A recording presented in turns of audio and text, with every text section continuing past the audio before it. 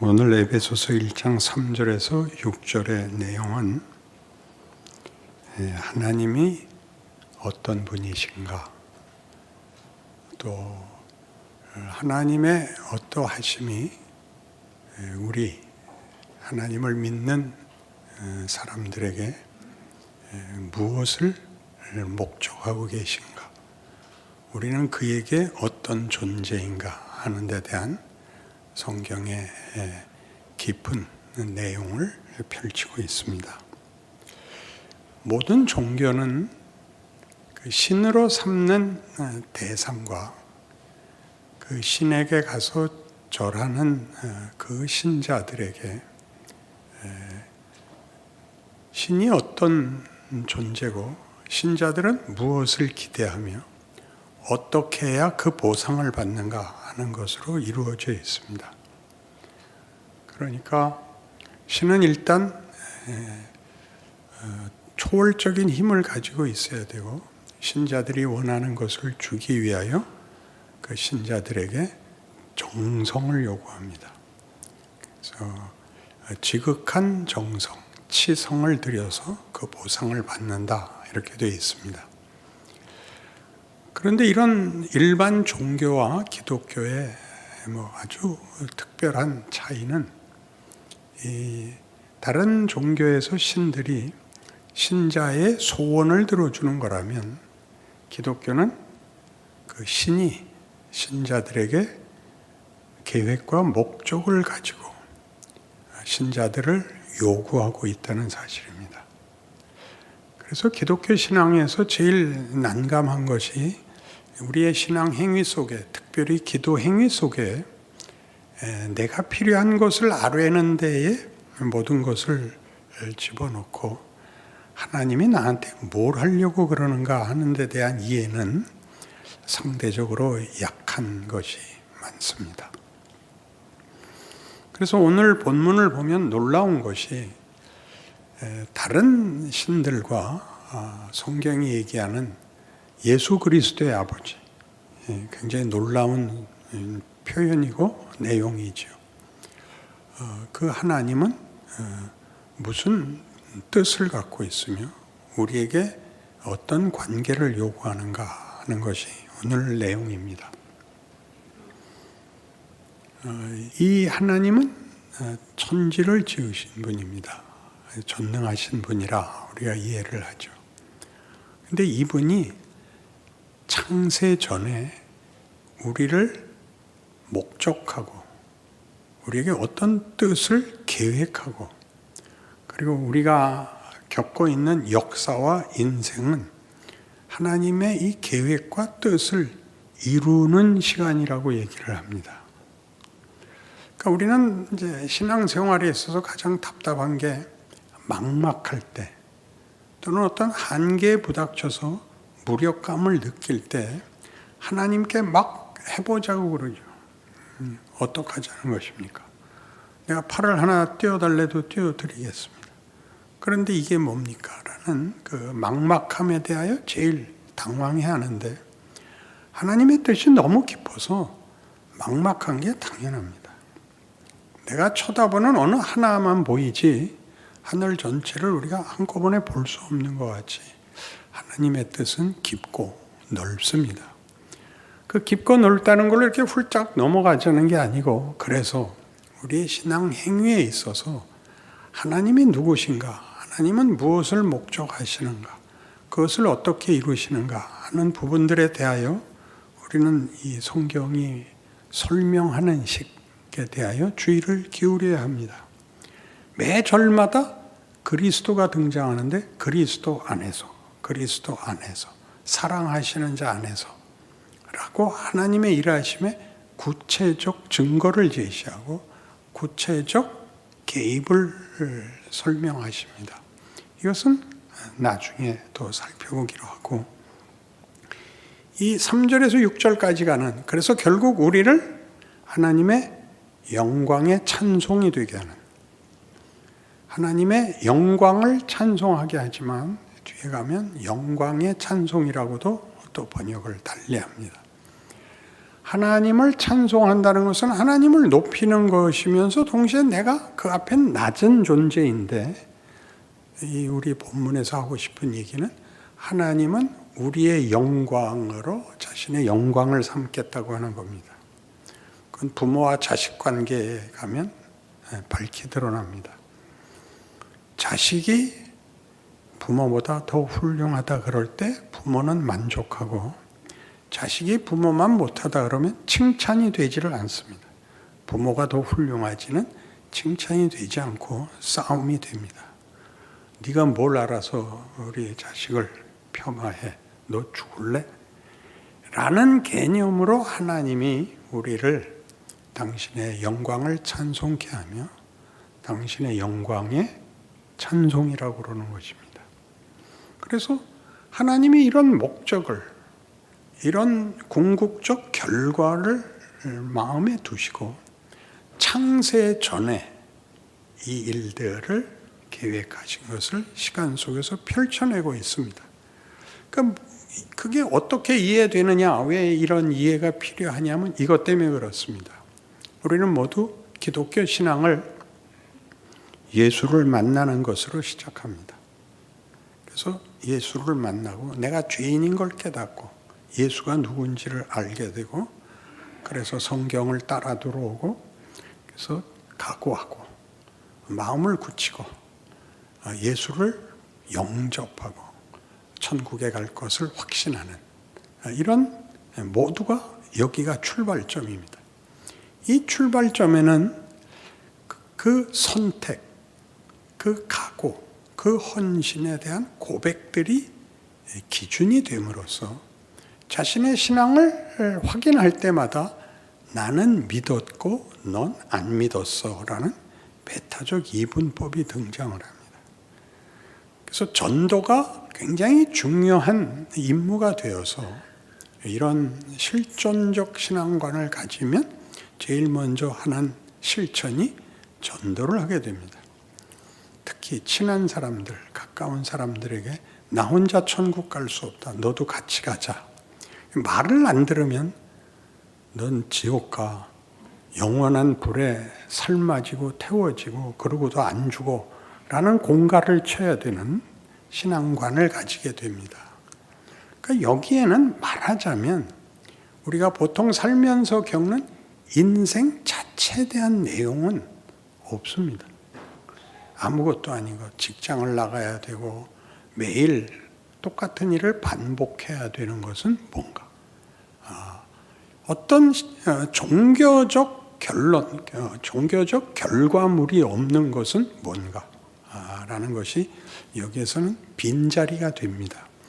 그것이 이제 오늘 에베소서에 나타난 식으로 얘기를 하자면 하나님이 시작을 하는 거죠. 창세 전에 하늘에 속한 모든 신령한 복을 주기로 하는 하나님이 어떤 대상을 만듭니다. 심지어 성경의 표현으로는 하나님의 형상대로 지음을 받습니다. 그게 인간입니다. 그에게 선택권이 주어지고 그에게는 사랑과 믿음이라는 단어로만 관계성이 근거됩니다.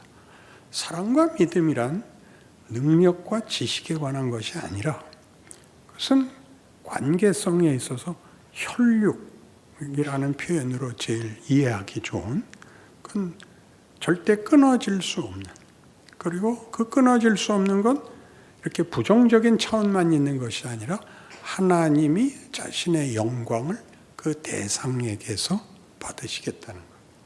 그 대상에게서 받는다는 건 그 대상이 하나님의 창조와 목적에 완벽하게 부합함으로써 하나님이 영광을 받으시겠다는 것이 거기에 있습니다. 그래서 이런 식의 이해는 역사적 신앙관이라고 합니다. 역사적 신앙관이라는 건 우리가 실존적 신앙관이라고 하는 예수를 만난 기쁨과 확인들이 그 전에 주인이 있어서 그가 역사의 의지를 가진 어떤 전능자가 창조 세계와 존재의 모든 가치와 결국에 대하여 의지를 가지는 바람에 우리의 존재와 우리가 선택한 가치들이 있다는 것을 알게 되는 것입니다. 그럼 이게 무슨 차이가 있냐? 그러면 이제 우리 대표적인 예로 요한복음 3장 16절 같이 하나님이 세상을 이처럼 사랑하사 독생자를 주셨으니 이는 저를 믿는 자마다 멸망치 않고 구원을 얻게 하려 하심이라. 이게 하나님의 의도입니다. 그러니까 실존적 신앙에서 나는 믿었어, 넌 안 믿었어 하고는 좀 다르죠. 그게 하나님의 의도입니다. 그게 우리에게서 어떻게 결실하느냐는 2차적인 문제고 하나님이 세상을 구원하기로 합니다. 이 구원이라는 말은 여러분 약간 실존적 신앙관에서는 구원이 형벌을 면하는 겁니다. 형벌을 면하는 건데 하나님의 의도는 원래 가졌던 뜻을 이루기 위해서 도입하는 것입니다. 원래 가졌던 뜻은 우리가 하나님의 영광에 찬송이 되는 것입니다. 그러니까 중간에 뭐가 있었던 거죠? 타락이 있었습니다. 인간이 하나님을 거역하는 바람에 하나님과 관계가 끊어져서 생명에서 끊어지면 모든 존재는 마르고 썩고 소멸됩니다. 그래서 왜 죄값이 사망이라고 하느냐 하면 죄란 하나님으로부터 분리된 것이고 생명에서 분리되면 요한복음 15장 포도나무 비유같이 가지가 줄기에 붙어 있지 않으면 땅에 떨어져 말라 썩고 밟혀 소멸됩니다. 그러니까 죄는 도덕적인 정성 같은 것으로 기준을 삼는 게 아니라 하나님과의 관계에 관한 것입니다. 그러니까 이 하나님으로부터 떠나서 이제 아무리 대단해도 결국 시간이 흐르면 다 썩고 소멸되는 것을 하나님이 그 아들을 보내서 다시 자기와 화해시킵니다. 그래서 뭘 하자는 거죠? 하나님으로부터 전달되는 생명으로 인하여 이 존재가 열매를 맺고 꽃을 피우고 그 위대하고 풍성해지고 충만해지라는 것입니다. 그 기독교 신앙은 믿은 것이 쟤는 안 믿었대요 라고 말하는 것이 아니라 예수를 믿지 않은 자가 만들어낼 수 있는 것, 보일 수 있는 것과 믿은 자가 보일 수 있는 것은 천지 차이다 그래요. 그건 초월성이나 경건성 같은 것을 얘기하는 것이 아니라 존재론이 그런 것입니다. 부모가 없는 고아가 가지는 초라함과 부모의 보호 밑에 있는 아이의 풍성함이 대조되는 것 같이 그렇게 다르다는 것이죠. 그러니까 성경이 우리에게 하고 싶은 얘기는 이겁니다. 너는 누구를 비난하고 정죄해서 자신을 확인하지 말아랍니다. 그러니까 쟤는 예수 안 믿는데요. 쟤는 나쁜 짓 한대요. 그러지 말고 너는 그래서 뭘 할 수 있느냐. 예수를 믿었다는 것, 하나님의 생명에 다시 연결이 됐다면 인간이 인간 되는 모양이 무엇이더냐 라고 우리에게 묻는 것입니다. 여러분 너무 크게 생각하지 마십시오. 이렇게 초월적이고 모두를 놀라게 하고 세상을 구하는 일 아니고 이웃 앞에서 인간이 인간다운 모습을, 반응을, 책임을 지게 됩니다.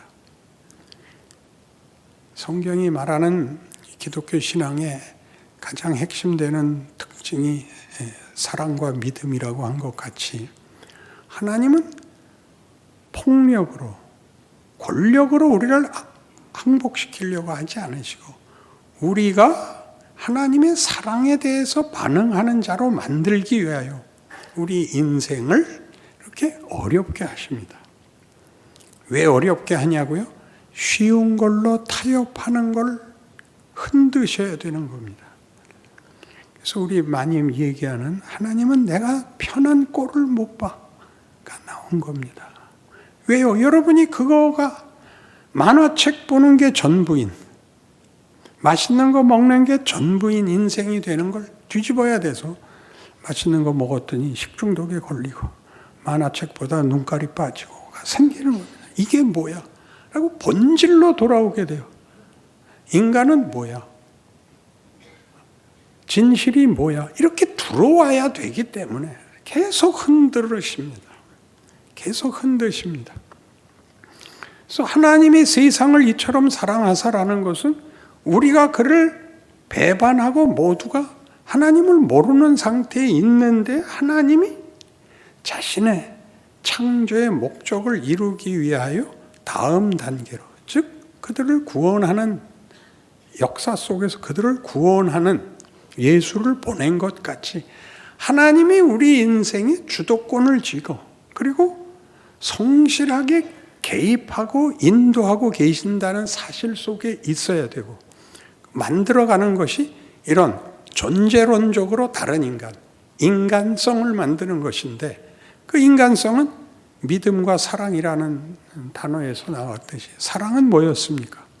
오랜 고통, 이기적이지 않은 것, 모래를 범치 않는 것, 성내지 않는 것, 기억나시죠? 그러니까 세상은 아우성을 치고 온갖 욕설을 퍼붓는 데서부터 우리는 한 인간이 넉넉할 수 있다는 거죠. 남의 것을 뺏어와서 나를 만족시킬 수 없다는 걸 알게 됐기 때문에요. 그게 무슨 말이죠? 십계명에 나오는 바와 같이 하나님 한 분으로 충분하다. 4계명까지. 5계명부터 끝은 네 이웃의 것을 빼앗아서 네 필요를 채울 필요 없다. 거짓말하지 마라, 살인하지 마라, 도둑질하지 마라는 도덕 윤리에 관한 명령이 아니라 이런 존재 방식과 존재의 내용이 누구 것을 뺏어와서 채울 필요가 없는, 우리가 스스로를 만들어야 되는 존재라고 얘기하는 것입니다. 자꾸 나가야 되죠. 연습을 해야 됩니다. 어떻게 하라고요? 오래 참는 게 뭐죠? 마음에 들지 않는 걸 들키지 않아야 됩니다. 내가 너 미워하고 있어를 들키는 것이 무례한 것이요, 불신앙이요, 나쁜 짓입니다. 근데 우리는 하죠. 이렇게 말로 하는 사람도 있고 손찌검을 하는 사람도 있고 최소한 눈초리라도 하고 인상을 쓰고 돌아서고 그러지 말라는 것입니다. 그러니 다른 종교를 가진 사람들에 대해서 저것들은 다 저주받은 것들이야, 그 말을 굳이 하지 말라 말입니다. 그냥 웃으라고요. 그들도 쩔쩔매서 그러는 거예요. 혼자서는 인생을 감당할 수 없는데 하나님이 만나줘야 만나죠. 할 수 없어요. 그러면 정성이라도 갖다 자기 정성이라도 묶어야 견딜 수 있어서 헛된 일을 정성을 다해서 하지요. 그 불쌍하게 봐야 됩니다. 동정하라는 뜻이 아닙니다. 동정하는 것은 괘씸한 겁니다. 우리는 동정할 만큼의 실력이나 지위를 가지지 않았습니다. 그들을 정말 그냥 불쌍히만 생각하십시오. 나는 은혜를 입어서 하나님을 알게 됐고 예수 안에 있고 존재론과 운명에 있어서 우리는 굉장한 영광과 승리가 있다를 알아야 됩니다. 그걸 아는 건 얼마나 다른가요? 그러니까 매일에 반복되는, 매일에 오는 이 위협들, 너 그렇게 해갖고는 못 살아라는 이 도전, 약육강식의 무한 경쟁의 도전, 먹고 살기 바쁜 데서 바쁘게 살아야 되고 내일을 오늘 다 준비할 수 없는 상황 속에서 넉넉할 수 있는 것, 여기가 신앙의 최고의 훈련 내용인 것입니다. 내 눈물부터 닦지 않고 옆 사람 눈물부터 닦아주는 것을 하는 거죠. 너 내가 이 말은 안 하려고 그랬는데 넌 다 좋은데 넌 너무 깍쟁이야. 이 말 하지 말라는 거죠. 그가 지가 잘못해서 욕먹고 울게 됐는데 가서 야, 나는 네 편이야. 너 혼자라고 생각하지 마라. 언제든지 필요하면 나를 불러. 이걸 하라고요. 이걸 하려면 얼마나 오래 걸리죠? 이게 오래 걸린다고요. 죽기 전에 할 수 있을지. 그러나 갖고 있어야 될 거 아니에요. 기독교 신앙의 실체가 무엇인지, 무엇을 훈련해야 되는지를 모르니까 자꾸 고함을 지르고 더 무서워지고 있습니다.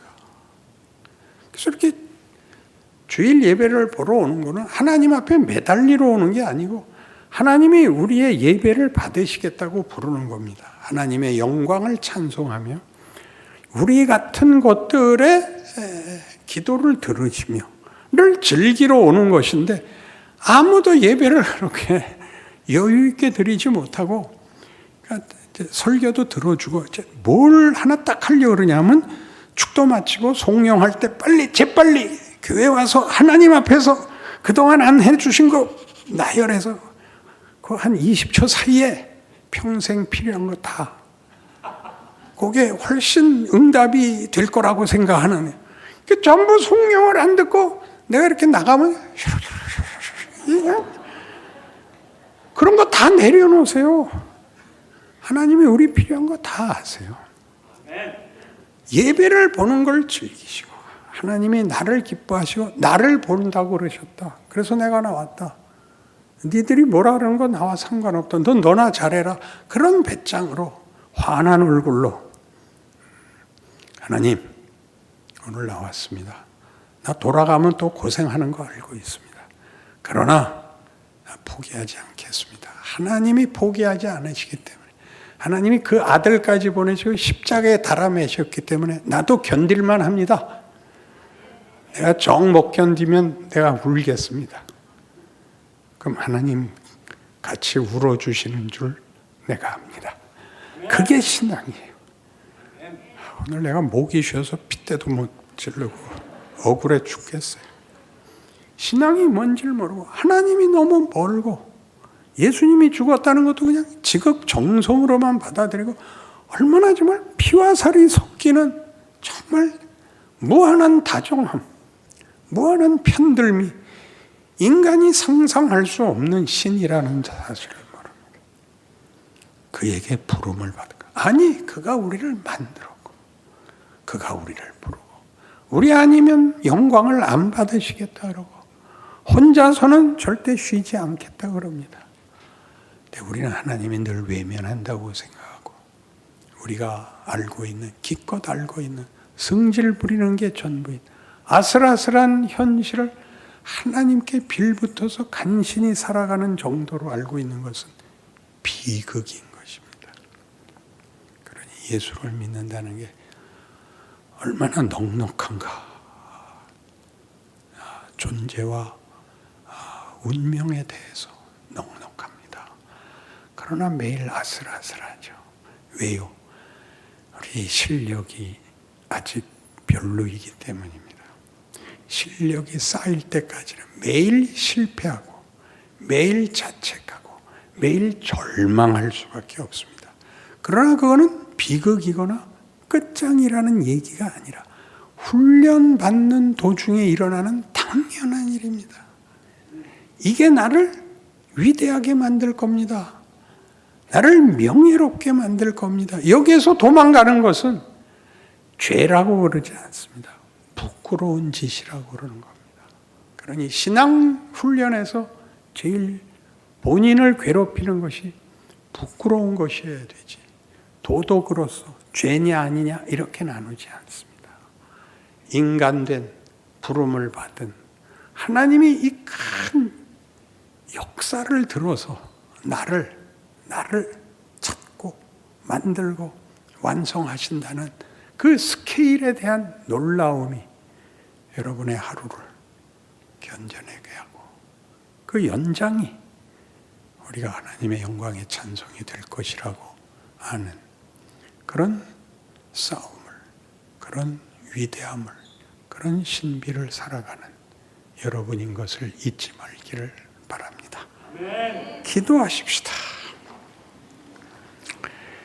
하나님 아버지, 하나님이 우리에게 정말 목숨을 걸고 있습니다. 이런 사랑을 받는 인간이 어디에 또 있겠습니까? 이 사랑을 받는데 왜 우리는 힘든가요? 우리가 못나서 그렇습니다. 우리는 밤낮 쉬운 걸로 타협하자 그럽니다. 하나님이 그렇게 안 하신다는 사실에 감사드립니다. 기어코 예수에게서 보이신 것 같이 그를 십자가에 매다신 하나님이 우리를 가시밭길을 걸어 영원토록 영광과 감사 속에 살게 하신다는 사실을 승리해내는 하나님의 자녀들이 되게 하여 주시옵소서. 예수님 이름으로 기도합니다.